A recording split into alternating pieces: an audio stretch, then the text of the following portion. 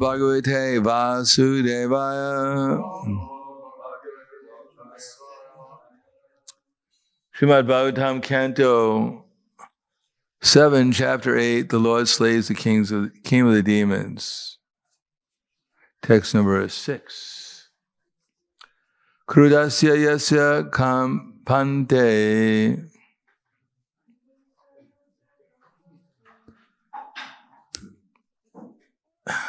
This is a Chana verse. It's a hidden verse. You have to have special qualifications to see this verse. Krudasya yasya kampante trayo loka saheshvaraha tasya me pitavan mada muda shasanam kim balo tyaga krudasya yasya kampante trayo loka saheshvaraha tasya me bitavan muda shasanam kim balo tyaga.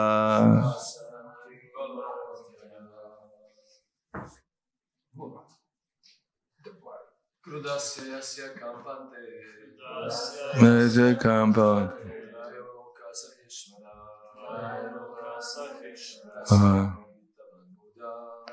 Yame bitavan Buddha Nam kimbalo tyaga Krudasya yasya kampante Prayamaya Ishvasa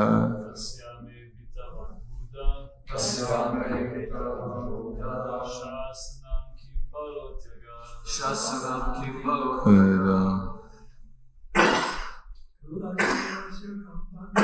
Krudasya yasya kampante trayo asarishvara tasya meditavan muda shasanam kimbalo tyaga. Dame.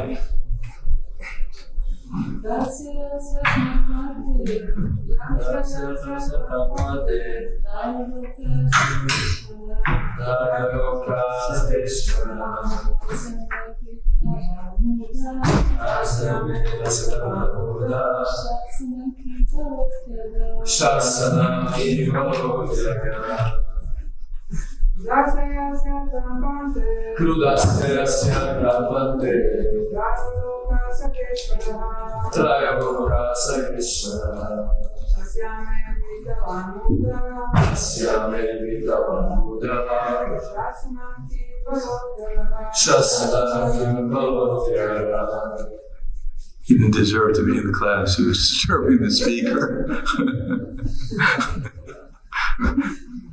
We liberated him into the world, though. Krudasya, when angered. Yasya, he who. Kampante, tremble. Trayaloka, the three worlds. Saha Ishvaraha, with their leaders. Tasya, of that. Me, of me. Hiranyakashipu. Abhidavat, without fear. Muda, rascal. Shasanam, ruling order. Kim, what? Bala, strength. Ayataga, have overstepped.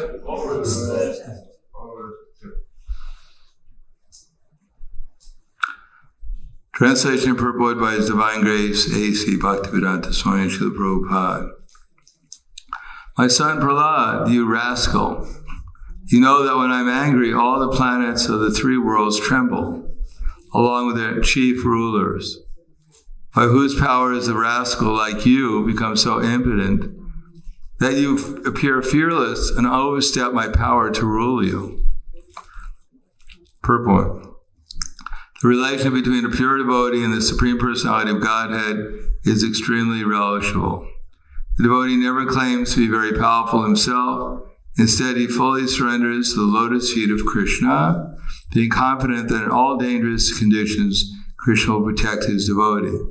Krishna himself says in Bhagavad Gita 9:31, Kuntya pratijanihi name bhakta pranashiti. O son of Kunti, declare boldly that my devotee never perishes. The Lord requested Arjuna to declare this instead of declaring it himself, because sometimes Krishna changes his view and therefore people might not believe him. Thus Krishna asked Arjuna to declare that the devotee of the Lord is never vanquished. Hiranyakashipu was perplexed about how his 5-year-old boy could be so fearless that he did not care for the order of his very great and powerful father. A devotee cannot execute the order of anyone except the Supreme Personality of Godhead. This is the position of a devotee. Hiranyakashipu could understand that this boy must have been very powerful, since the boy did not heed his orders. Hiranyakashipu asked his son, Kimbala, how have you overcome my order? By whose strength have you done this? Krudasya yasya kampante trayo loka saheshvara tasya me bitavan muda shasanam kim valo tyaga. My dear son Prahlad, you rascal, you know that when I'm angry, all the planets of these 3 worlds tremble, along with their chief rulers. By whose power has a rascal like you become so impotent that you appear fearless and overstep my power to rule you? Namo Vishnu Vidaya Krishna Prasthaya Buddhaya Srimate Bhaktivedanta Swami Namane Namaste Saraswatundave Ve Gauravani Vacharane Nirvishesha Shunyavadi Paskadhyade Satarane. It appears that Hiranyakashipu was afraid not so much that his little boy, he couldn't kill him, but he was afraid that maybe there's some power behind this boy that I can't kill, that's more powerful than me. After all, he spent 120 years of the demigod standing at the tip of his toes in order to become eternal. And he asked for 100 benedictions for eternity, so he thought, assure his eternality. But in spite of all his attempts to kill his little boy turned out to be at least as powerful as he is, or he was, because he couldn't kill his little boy. So then he was wondering, I got my benediction from Brahma. Did you get it from Brahma too? Did you also stand for 120 years of the demigods? And then he gave you the body of Prahlad. So he was wondering what's happening. Are there 2 gods in this universe, me and Prahlad? But Prahlad kept on talking about some other god where he got his power from. So he wanted to know, where did you get your power from? And of course Prahlad will tell him the next verse, I got it from God. After all, Prahlad spent some time insulting his father. Tatsada maine suryavari dehinam sada samudvigna dhyama satgrahat hitvatma pratam griham andakupam vano gatam yad dari ashriyeta. That when Prahlad was asked what's the best thing that we've learned in school, Prahlad said, my dear father, the best thing I've learned in school is that you're a number 1 fool. That's the best thing I've learned. So, obviously, here is Hiranyakashipu, controlling all the demigods in the universe. It said that sometimes Indra was his footstool.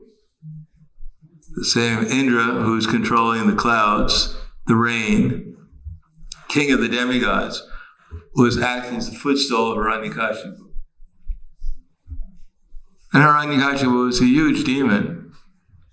As we find out in the story of Bali Maharaj, which I've told before, that when Ravana went to beg some charity from Bali Maharaj, to fight against Lord Ramachandra, Bali Maharaj offered to give him some charity, and he took him to a huge room, and in the room there was a diamond mountain, a mountain made out of diamonds, reaching into the sky.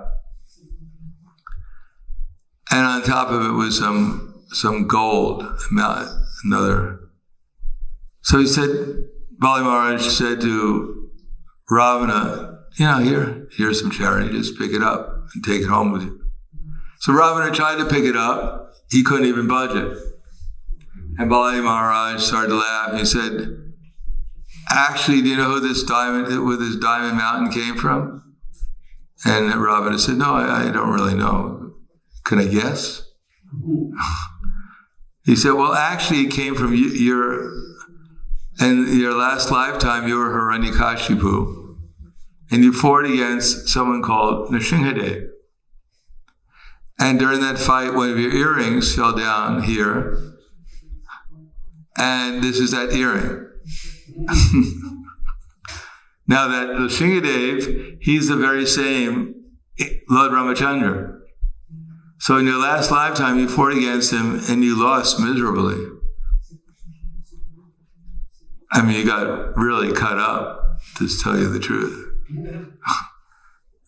And now you've taken this birth as tiny little Ravana, and you're going to fight against that same Supreme Personality of Godhead, and you think you have a choice? Well, believe me, I'm not betting on you. I have odds out against you.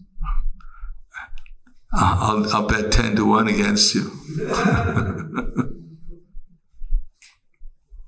Then of course Ravana left, and his doorkeeper was Vamanadev, so Vamanadev kicked him 800,000 yojanas back to this planet. Poor little Ravana. Ravana was so powerful he could actually pick up Mount Kailas. And then when Shiva was wondering, if Parvati was wondering, why is our mountain shaking? Then Shiva put his foot down and he squashed Ravana's hands, and he was screaming for hundreds of years in pain. And then Shiva came by and said, yes, can I help you? And then Ravana prayed to Shiva for so many benedictions. But the point is, Hiranyakashipu was inconceivably powerful, and yet this little 5-year-old boy didn't listen to him at all.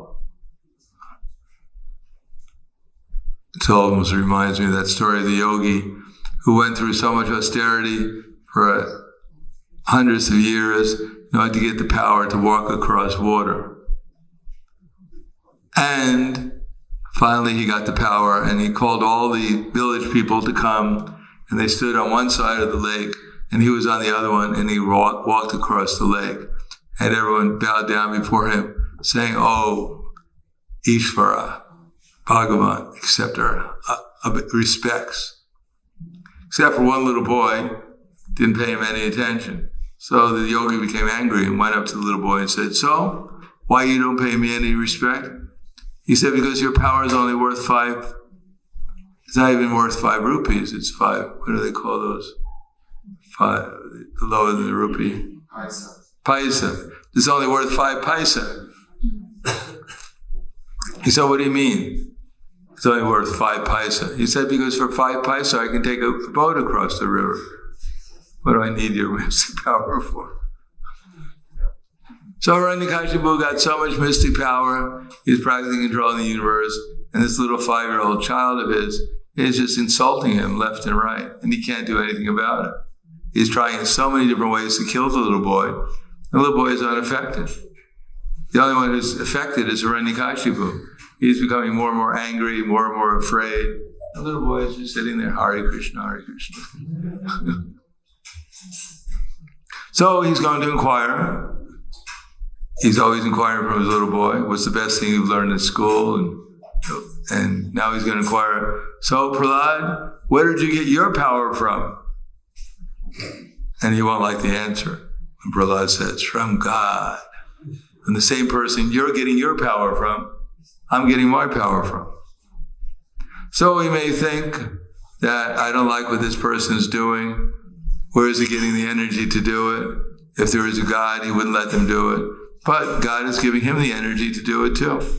As he's giving us the energy to think we're perfectly right, he's giving the other person the energy to do what we think is perfectly wrong. And there's nothing we can do about it.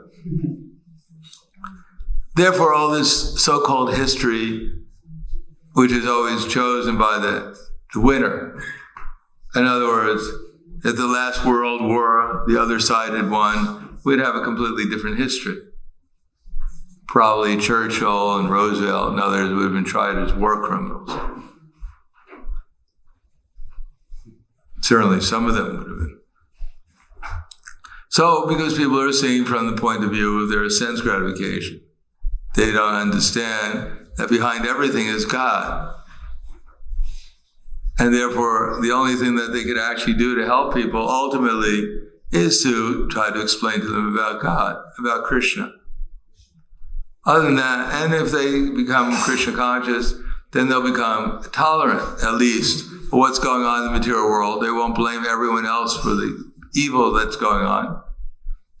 They'll understand that everything is being arranged perfectly by that Supreme Person in order to teach people a lesson, that they're not God.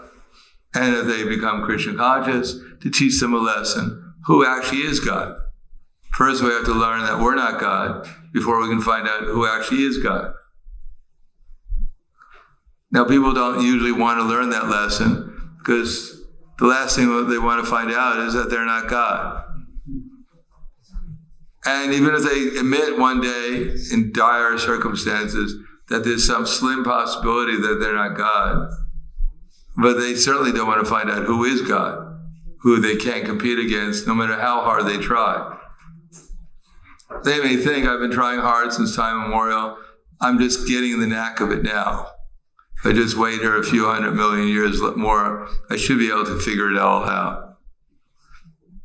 And eventually I'll get all mystic powers, I'll control the universe, or two, as one religion says. But then I'll realize that the real God is controlling trillions of universes. And every atom, very hard to compete. Even when we try to enter into one atom, we don't quite fit. Or we don't know how to get in there. The door is locked for us. But Krishna is in every atom, and in between the atoms, and everyone's heart. So to try to compete against him, it's not possible. Then it's only a fraction of his opulence. So the point is that Hiranyakashipu will get a very painful but enlightening lesson. That although he figured he was going to live forever, still, by Krishna is very clever. And so even the most powerful demons sometimes develop stomach problems. Because through stomach problems, he actually had to leave that body and come back again and take birth as Ravana. And then he got heart problems. And then his next life after that, he got a very sore neck. So Krishna is more powerful than anyone. He can bestow upon stomach problems, heart problems, or a neck problem, and then the demon has to leave and go somewhere else. Therefore it's said, Mahajano Yena Kata Sapanta, one should follow in the footsteps of the great devotees who have taken shelter of Krishna, and be careful not to follow in the footsteps of the demons, because their destiny is not very pleasant. So I'll stop there. Thank you. Any questions?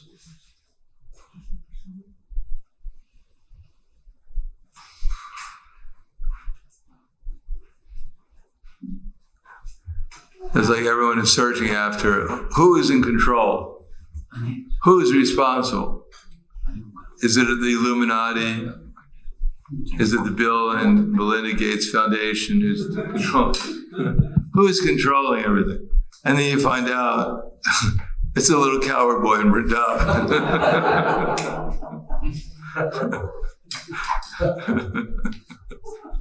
What a disappointment.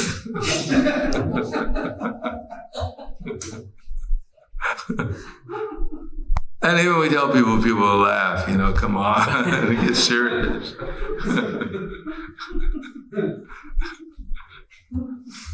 Looks like he probably took one of those vaccines. His skin has turned blue.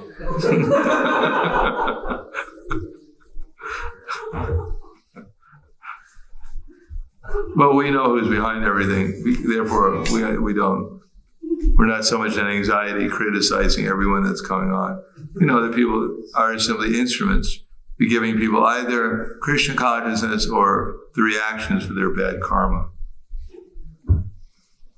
So is there any questions or comments? Did you have a question? Who has a question? Okay. Do we have a microphone? So I was just curious because here in the purport it says that Krishna sometimes changes his opinion and people do not believe, might not believe him. It was his view, it says. Yeah, okay, sorry. I translated from the, yeah. Well, Krishna says, I will not fight, for instance. And he meant it. He wasn't just saying, with his fingers crossed. But when it comes time to the situation is such that his devotee might be in danger, then he has a choice. Either he's going to follow his promise or protect his devotee. So his view changes. Now, in this circumstance, I'm going to protect my devotee, even though it may break my vow. So Krishna has different views under different circumstances.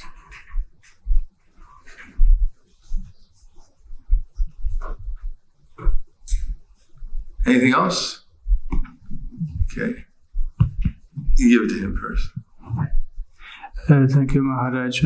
When we make that point that Krishna arranged everything, what is purpose actually of Hiranyakashipu to harsh his son? Because whatever Hiranyakashipu says actually, and think he was inspired by Krishna, isn't it?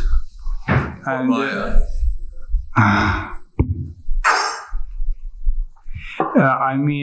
could we see some point in it also? Well, the goddess of fortune, as we read in the other verse, saw some point in his criticizing Prahlad.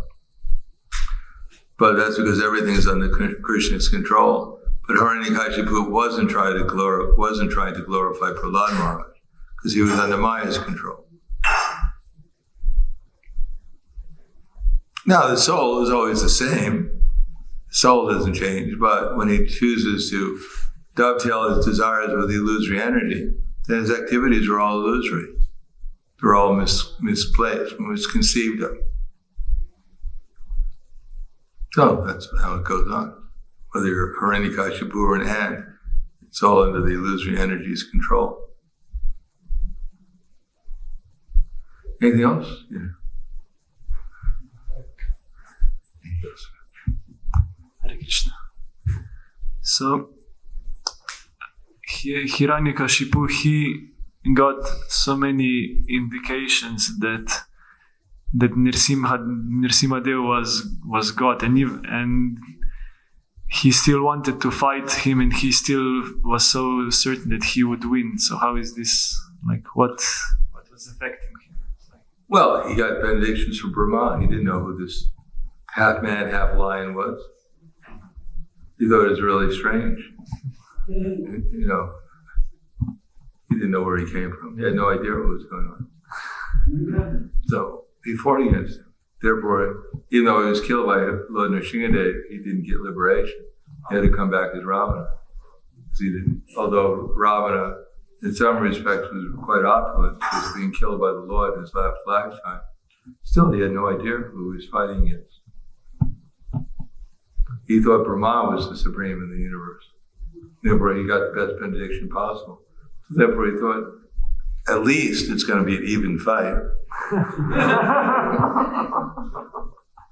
And indeed, the fight went on for a long time. It started in the afternoon, then it went on all into the evening, into dusk. So he was getting confident, I'm going to wear this guy out. Okay, one more question.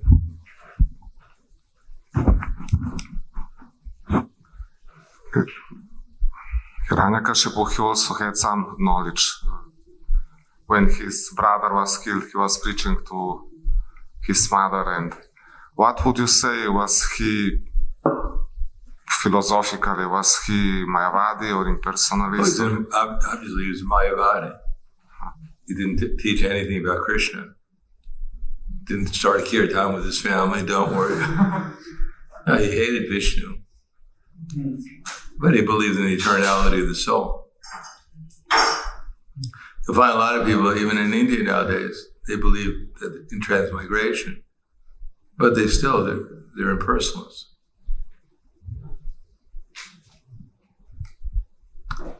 Honestly, do you want to ask a question? Short question. When Chaitanya wanted to kill Madai, I think. Yeah. Nityananda told him, you came to kill mentality, not body. But on the other side, Prabhupada wanted us to establish Varna Ashrama and the Kshatriyas. They will be, in some degree, they will be Krishna conscious or God conscious, and they will have to kill some persons. Yeah, I mean, even Chaitanya Mahaprabhu's time, King Rudra and his army, they were killing also. They fought against the Muslims. Not unusual. So Chaitanya Mahaprabhu didn't kill anyone, but sometimes Kshatriyas have to. Chaitanya Mahaprabhu was a Brahmin.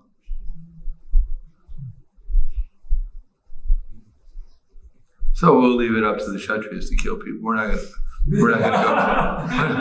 going to go around killing people. As soon as we pick up a sword, it'd probably fall on us.